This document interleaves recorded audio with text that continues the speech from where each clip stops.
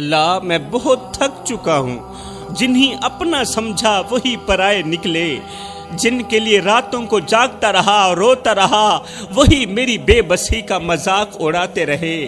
اللہ اب تو ان آنسوؤں نے بھی فریاد کرنا چھوڑ دیا ہے، کیونکہ یہ جانتے ہیں کہ اب اللہ کے سوا دنیا میں فریاد سننے والا اور کوئی نہیں رہا۔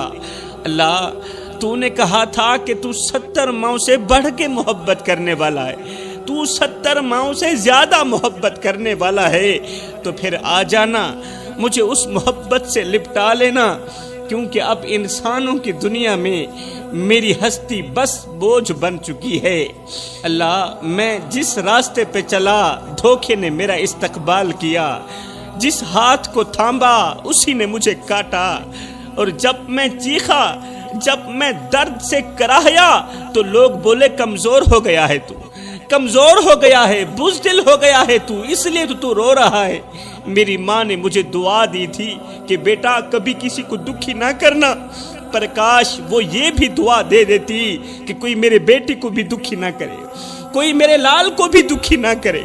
میرے رسول کریم نے فرمایا تھا اللہ اس کے قریب ہوتا ہے جو ٹوٹ کر گر جاتا ہے۔ یا اللہ اس وقت میں ٹوٹ چکا ہوں، اس وقت میں بکھر چکا ہوں، اس وقت میں گر چکا ہوں، آ جانا، مجھے جوڑ لینا، ورنہ تیرے ظالم لوگ مجھے روند ڈالیں گے۔ لوگ کہتے ہیں مرد کبھی نہیں روتا، لوگ کہتے ہیں مرد کبھی نہیں روتا، مرد کبھی نہیں روتا۔ سنو، جب باپ کا کندھا نہ رہے، ماں کی گود باقی نہ رہے، بہن کی آواز سنائی نہ دے، بھائی بے وفائی کر جائیں، اور جب بیوی بیگانی ہو جائے تو اس وقت مرد کا صرف دل نہیں روتا، اس کی سانسیں بھی رو پڑتی۔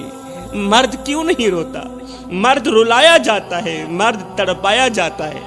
بد نصیب وہ نہیں جو دنیا ہار جائے، ارے بد نصیب وہ ہے جسے اللہ کسی مظلوم کی آہ کا نشانہ بنا دے، بد نصیب وہ ہے جسے اللہ کسی دکھی انسان کی آہ کا نشانہ بنا دے۔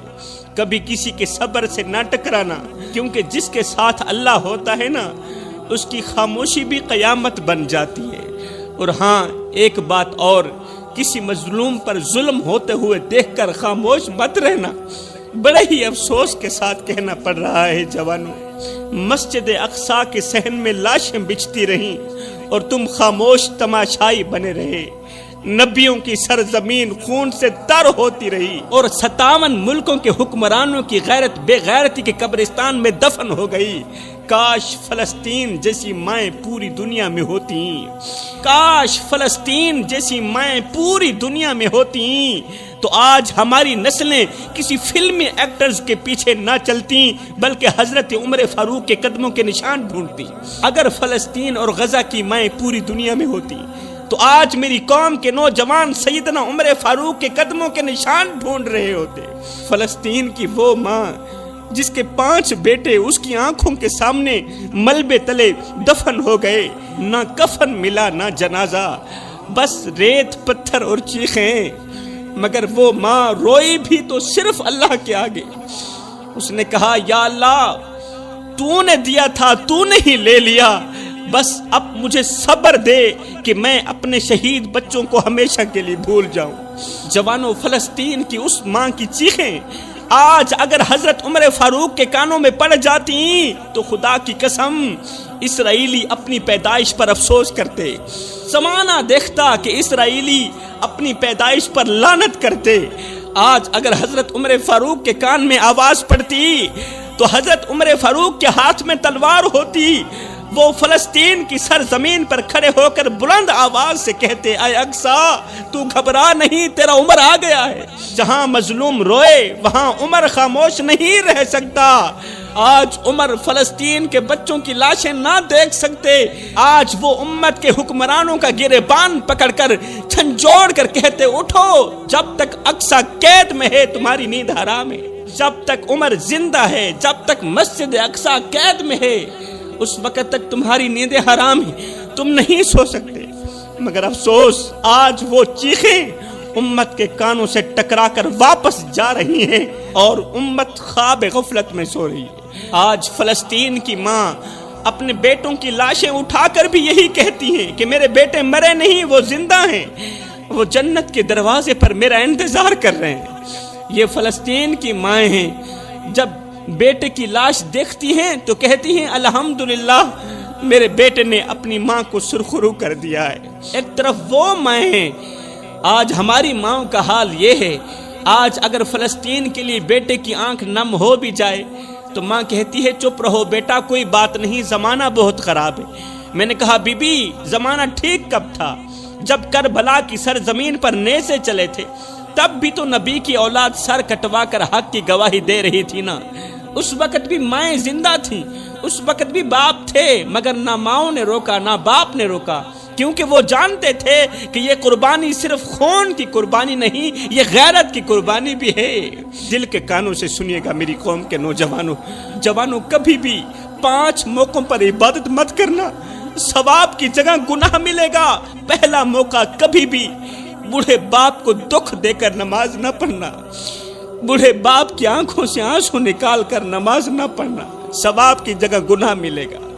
بوڑھے باپ کا دل توڑ کر تہجد میں آنکھیں نم نہ کرنا، ثواب کی جگہ گناہ ملے گا۔ بوڑھی ماں کو بے یار و مددگار چھوڑ کر عمرے کے سفر پر نکل جانا ایسا ہی ہے جیسے کسی کو مار کر اس کے جنازے میں شریک ہو جانا۔ خدا را میرے بھائیوں، بھائی بہن بیوی بچوں کا حق مار کر حج کرنے مت جانا، کیونکہ خانہ کعبہ کی دیواروں کو وہ سجدے قبول نہیں جو کسی مظلوم کے آنسوں سے تر ہوں، وہ سجدے بالکل بھی قبول نہیں۔ جس بھائی کا حق مار کر تم احرام باندھ رہے ہو، ارے وہ احرام کہاں ہے؟ وہ تو ظلم کی چادر ہے۔ آج کل میرے معاشرے کے نوجوان کہتے ہیں کہ عورت بے غیرت ہوتی ہے، اس لیے دھتکار دیا جاتا ہے، یہ بے حیا ہو گئی ہے، ہم دلہ پن پسند نہیں کرتے، ٹھکرا دیا جاتا ہے۔ میں کہتا ہوں اے نوجوانوں، عورت بے غیرت نہیں ہوتی، بلکہ وہ مرد بے غیرت ہوتا ہے جس کی وہ بہن بیٹی یا بیوی ہوتی ہے۔ عورت بے غیرت کہاں ہوتی ہے؟ اصل بے غیرتی تو یہ ہے کہ تم مرد ہو کر ایک عورت کی حفاظت نہ کر سکے۔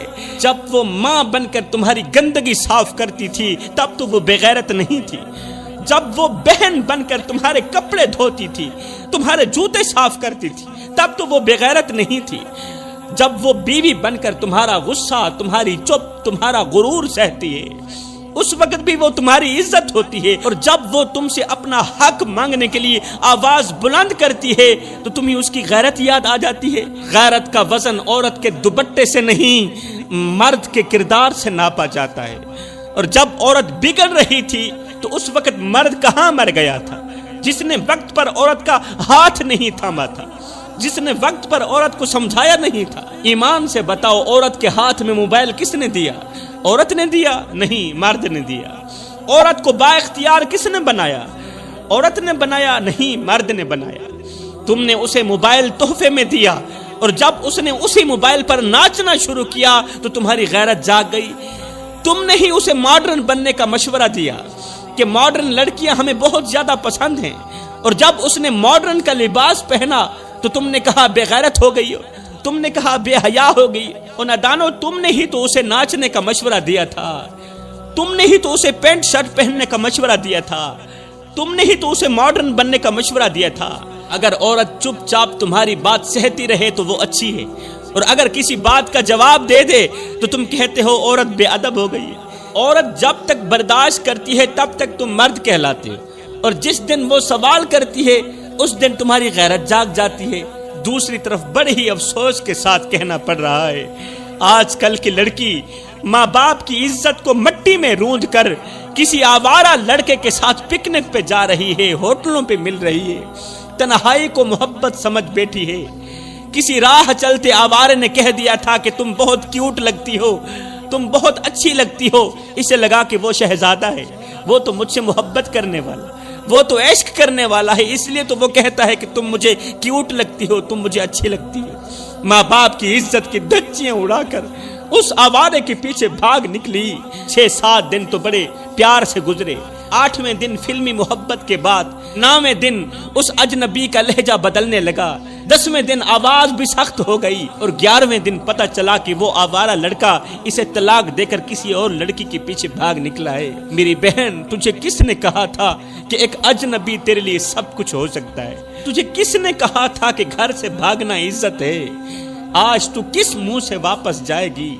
जिस बाप ने अपनी जवानी तुझे पालते हुए गुजारी, जिस माँ ने अपनी चादर में तुझे छुपाया, आज तू उन माँ बाप की इज्जत को बाजार में ले गई, उन्हीं मुआशरे में किसी को मुंह दिखाने के काबिल ना रखा। और आज जब वो आवारा लड़का तुझे छोड़ गया, आज तू वापस अपने माँ बाप के घर जा रही है। ईमान से बता, आज बूढ़े माँ बाप को मुंह दिखाते हुए तेरी गैरत तुझे जीने देगी? हरगिज़ नहीं जीने देगी। तू घर छोड़कर भाग गई, मगर तू ये भूल गई कि माँ बाप का दरवाजा बंद हो जाए तो दुनिया की हर राह तंग हो जाती है। इज्जत वाली बेटियां बाप की पगड़ी को रोंद कर गैर के पीछे नहीं भागती। वो लड़का जो दिन में तुम्हारे साथ मोहब्बत करता है, रात को तुम्हारी तस्वीरों को गैर महरम मर्दों को दिखाता है, अपने दोस्तों को दिखाता है, वो तुमसे मोहब्बत नहीं करता, वो तुम्हारी मासूमियत को बेचता है। इज्जत वाला दुपट्टा किसी महंगे ब्रांड से नहीं मिलता, ये तो माँ बाप के साये से मिलता है। और जो बेटियां इस दुपट्टे को संभाल लेती हैं, रब उनके कदमों तले जन्नत बिछा देता है। हजरत सैयदना अली अल मुर्तज़ा शेर खुदा करमल्लाहु वजहुल करीम फरमाते हैं सारी दुनिया खुश रहती है मगर ये 3 लोग बड़े ही परेशान रहते हैं। आखिरी बात, मेरा बयान खत्म हुआ। हजरत अली फरमाते हैं सारी दुनिया खुश रहती है मगर ये 3 लोग बड़े ही परेशान रहते हैं।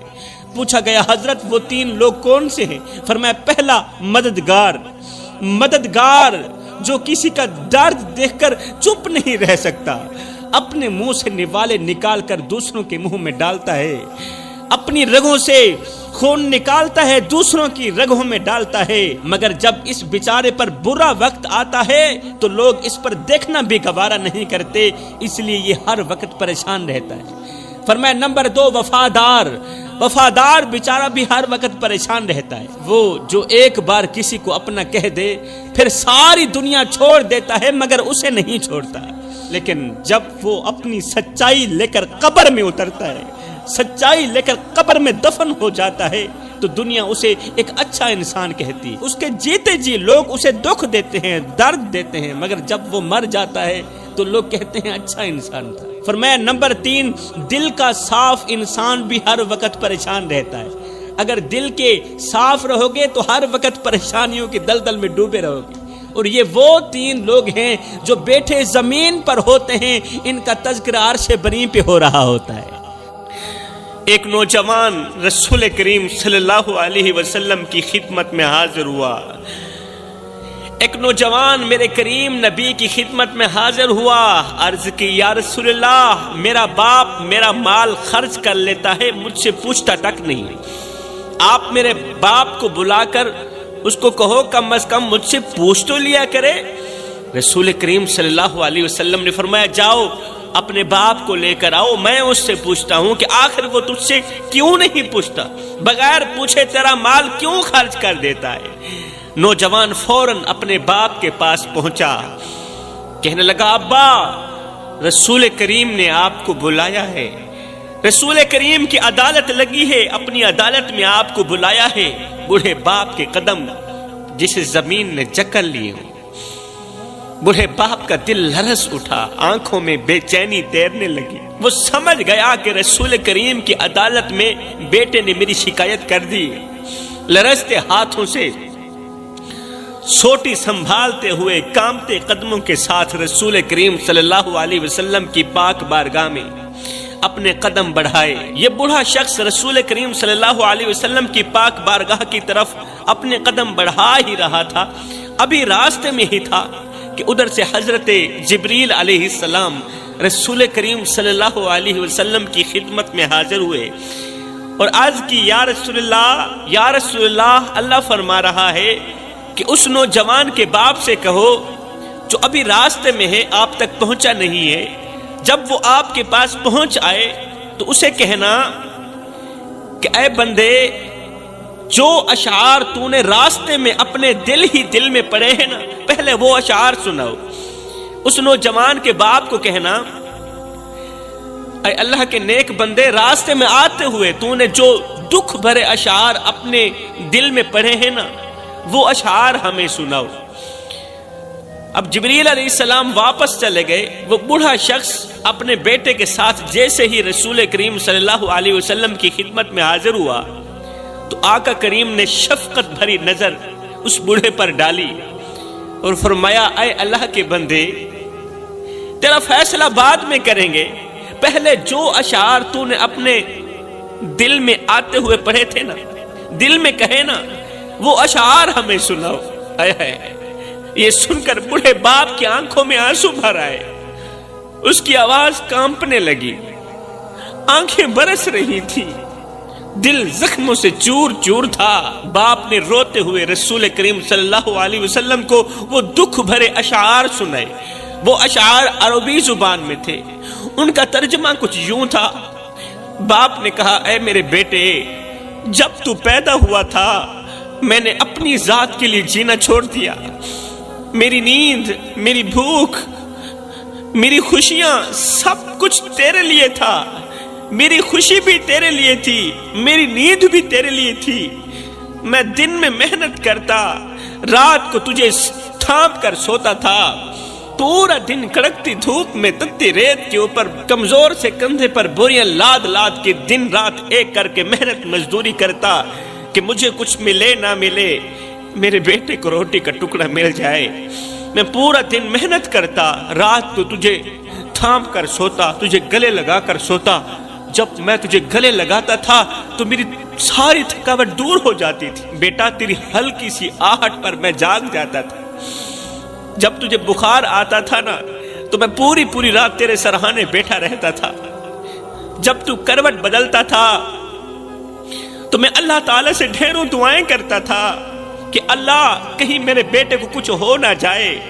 بیٹا، تو گود میں تھا، میں اس وقت بھی تیرے لیے پریشان تھا اور میں آج بھی تیرے لیے پریشان ہوں، میں آج بھی تیرے لیے فکر میں ہوں۔ بیٹا، جب تجھے بخار آتا نا تو میں رات بھر تیرے سرہانے بیٹھا رہتا تھا، تیرے ماتھے پر ہاتھ رکھتا ہوا تیری سانسیں گنتا رہتا تھا اور اللہ سے دعائیں کرتا رہتا تھا کہ یہ بیماری مجھے لگ جائے، میرے بیٹے کو کچھ نہ ہو، اللہ یہ بیماری مجھے لگا دے۔ بیٹا، میں تیرے دکھوں کو اپنے دکھ سمجھتا رہا، میں تیری بیماری کو اپنی بیماری سمجھتا رہا، اللہ سے دعائیں کرتا تھا، اللہ یہ بیماری مجھے لگا دے، میرے بیٹے کو آزاد کر دے اس بیماری سے۔ بیٹا، میں اپنی نیندیں تجھ پر قربان کرتا رہا، مگر آج تو کہتا ہے کہ میں تیرے مال کو کیوں خرچ کرتا ہوں؟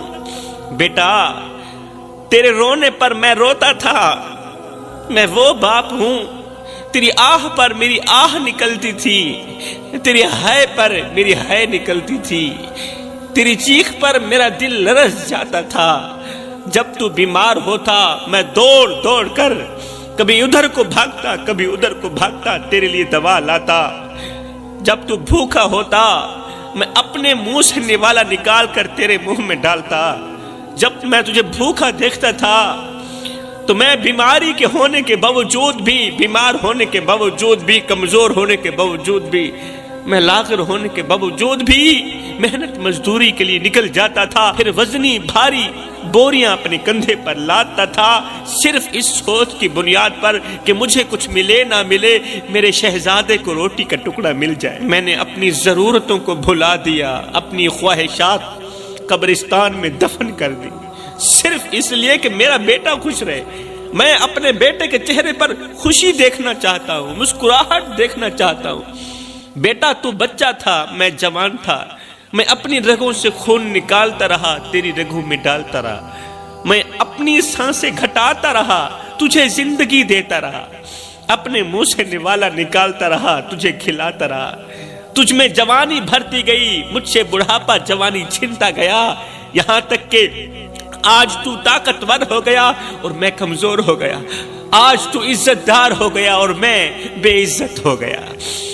ہائے ہائے، دربار میں خاموشی چھائی ہوئی تھی، یہ بڑا شخص دکھ بھرے اشعار سنا رہا تھا، دربار میں خاموشی چھا گئی، ہر آنکھ اشک بار ہو چکی تھی۔ رسول کریم صلی اللہ علیہ وسلم نے نوجوان کی طرف دیکھا، وہ نوجوان جو زمین پر نظریں گاڑے ہوئے کھڑا تھا، اس کے چہرے پر شرمندگی کے آثار تھے، بیٹے کے ہونٹ کانپ رہے تھے، آنکھیں آنسوں سے لبریز تھی۔ باپ نے کہا، بیٹا جب تو چھوٹا تھا میں تجھے اپنے باہوں میں لیے پھرتا تھا، آج جب میں بوڑھا ہو گیا ہوں تو میرے کندھے پر ہاتھ رکھنے کے بجائے مجھے بوجھ سمجھنے لگا ہے، میری پچھلی قربانیوں کو بھول چکا ہے۔ بیٹا جب تو چل نہیں سکتا تھا میں نے تجھے انگل پکڑ کر چلنا سکھایا، آج جب میں لرزتے قدموں سے چلتا ہوں، آج جب میں کمزور قدموں سے چلتا ہوں تو پیچھے مڑ کر دیکھنا بھی گوارا نہیں کرتا۔ بیٹا میں تیری ہنسی کے لیے راتوں کو جاگتا رہا، تیری مسکراہٹ کے لیے راتوں کو جاگتا رہا، اپنی نیندیں قربان کرتا رہا، اپنی خوشی قربان کرتا رہا۔ آج جب میری آنکھوں میں جھریاں آئیں تو نے مجھے سہارا دینا بھی چھوڑ دیا۔ بیٹا تیرے رونے پر میری دنیا لرز جاتی تھی، آج میری آنکھوں میں آنسو ہیں اور تجھے کوئی فرق نہیں پڑ رہا۔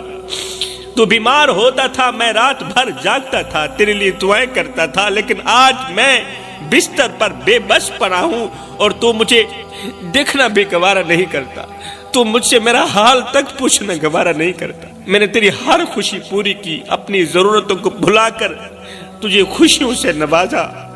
ہائے بزرگ کے دکھ بھرے اشعار نے صحابہ کرام کو رلا کے رکھ دیا، باپ کے دکھ بھرے جملوں نے صحابہ کرام کو رلا کے رکھ دیا۔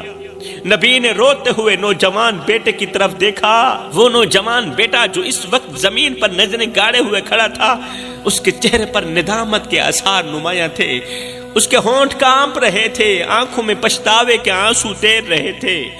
وہ نوجوان لرزتے ہوئے قدموں سے اپنے باپ کی طرف بڑھا، بوڑھے باپ کے قریب آیا اور اس کے کانپتے ہوئے ہاتھوں کو تھاما اور زاروں قطار رو کر کہنے لگا، ابا مجھے معاف کر دو۔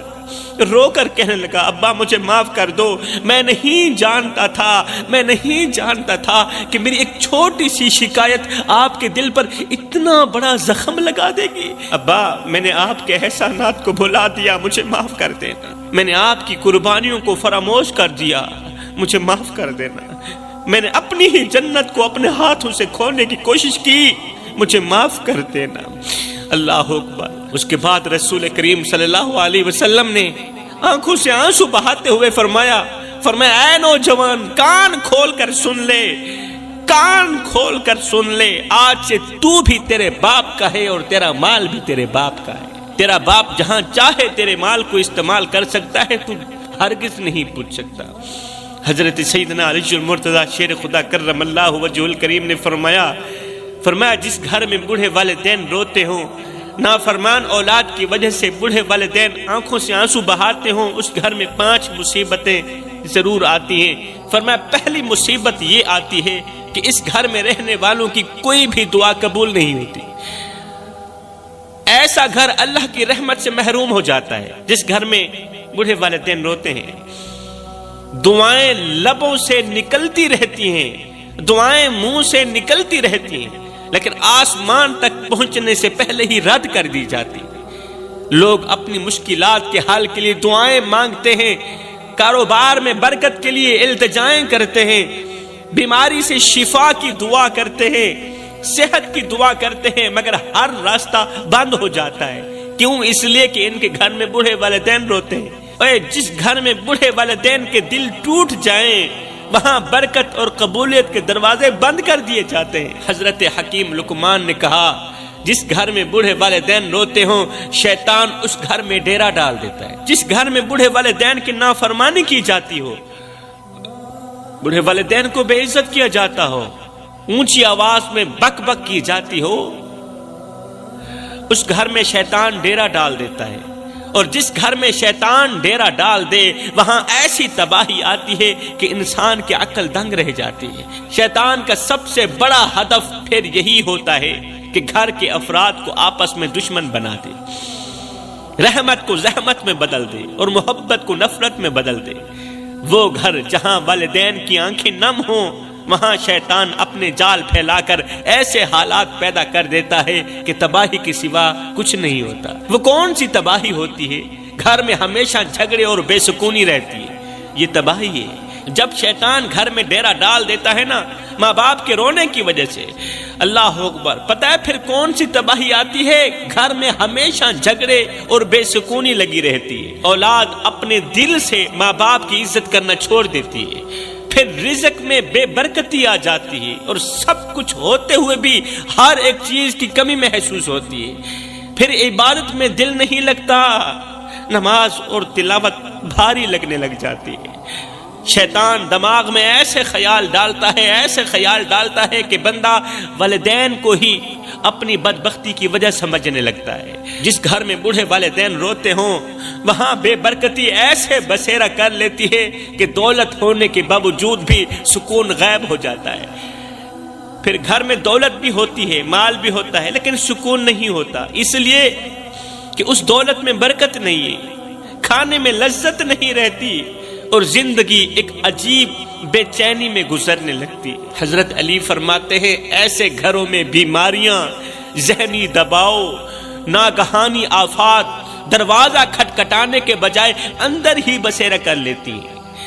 ہر کام میں رکاوٹ، ہر قدم پر پریشانی اور ہر لمحے بے سکونی کا سامنا لگا رہتا ہے، کیونکہ والدین کی آہیں، والدین کی تڑپ زمین پر نہیں گرتی، والدین کے آنسو زمین پر نہیں گرتے بلکہ عرش الہی کا دروازہ جا کھٹکھٹاتے ہیں اور اللہ سے اپنی بات منوا کر ہی دم لیتے ہیں۔ خدا را میرے بھائیوں، والدین کو اتنا مت ستاؤ کہ وہ اللہ کے سامنے تمہارا نام لے کر رو پڑیں۔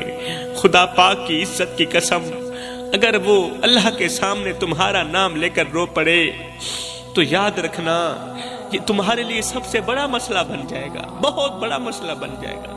تم ایسی بیماری میں، ایسی مصیبت میں پھنس جاؤ گے کہ نکلنے کا کوئی راستہ نہیں ملے گا۔